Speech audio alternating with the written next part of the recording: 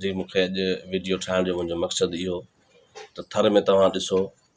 त केतिरे अरसे खां जेको सो वेरजी कोहली जेको आहे उहो सलाहकार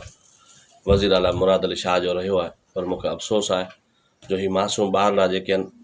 ऐं जेके पाणी थर में त आहे ई कोन्हे, पाणी पीअण जो ई कोन्हे। ऐं मूंखे अफ़सोस आहे,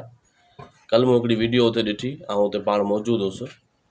जेको बरसाति जो पाणी आहे ग़रीब मिसकिन माण्हू जेके आहिनि उतां खां उहे पाणी भरे पंहिंजो पीअण लाइ ऐं घर जे इस्तेमाल में उहो ई पाणी भरनि पिया जेको बरसाति जो पाणी बीठल आहे।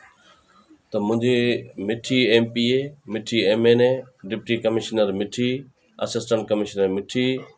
ऐं वज़ीर मिनिस्टर इन्हनि खां इहा गुज़ारिश आहे, वज़ीर आला साईं मुराद अली शाह साहब, पीपल्स पार्टी चेयरमैन बिलावल भुट्टो ज़रदारी साहब, सदर पाकिस्तान आसिफ अली ज़रदारी साहब, अदी फरियाल टालपुर, साईं तव्हांखे गुज़ारिश आहे त महिरबानी करे थर जा हालात ॾिसो। ठीकु आहे, जेके रोड खां जेके गॾु ॻोठ आहिनि उन्हनि में त वाटर सप्लाई जी लाइन वञे, मिठी खां हेठि तव्हां ॾिसो सलामकोट, डानू दांदल, नगर पार्कर, पाणी पीअण लाइ कोन्हे ऐं माण्हू मींहं जो पाणी पीअनि पिया। जॾहिं हींअर बरसाति हिकिड़ो ॿ ॾींहं थिया आई आहे त जेको मींहं जो पाणी भरियल आहे सो माण्हू घर जो पाणी बि उतां ई भरे इस्तेमालु कनि था। त मुंहिंजी इहो वेरजी कोहली साहब सां गुज़ारिश आहे त महिरबानी करे